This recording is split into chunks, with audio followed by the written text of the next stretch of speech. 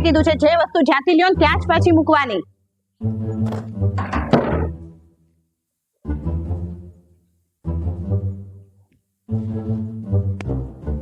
આ થેલો લઈને ક્યાં જાવ છો?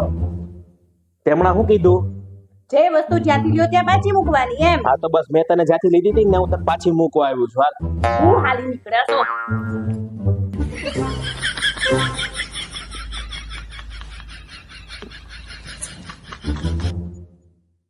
હું તમને શું કહું છું, તમે મને કેટલો પ્રેમ કરો છો? હું તને એટલો પ્રેમ કરું છું કે તારી માટે આ મકાન, મારી જમીન, મારી જાયદાદ બધું તારા નામે કરી દઉં. એટલો પ્રેમ કરું છું. હજી તો તારા નામે નથી હો.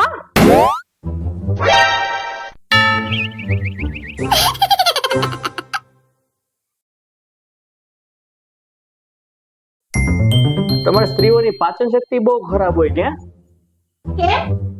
તમે ડો કોઈ વાત પેટમાં ટકતી જ નથી ને, આખા ગામમાં ઢીંડોરો ટીપી દો છો. બહુ વધારે પડતો દોઢો થાતો નહીં હો, ને તો તારું પેટ ફાડી નાખીશ, સમજી લેજે. No, no, no, no.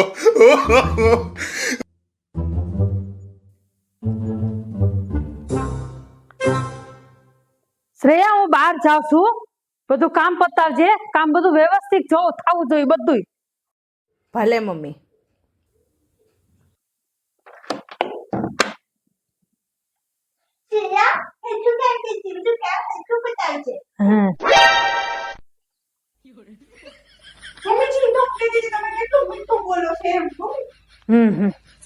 એવી પાકી છે જો તો.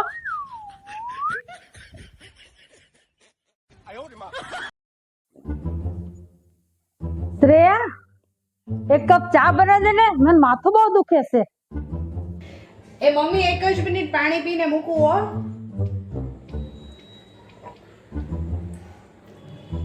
આ વાંધો નહીં, હું ચા મૂકી દે.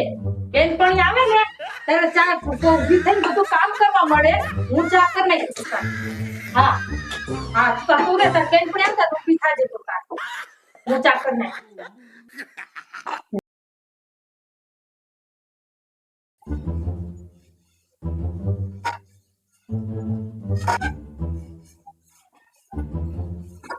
તું છે ને રસોઈ કરતા કરતા મોબાઈલ નો જો.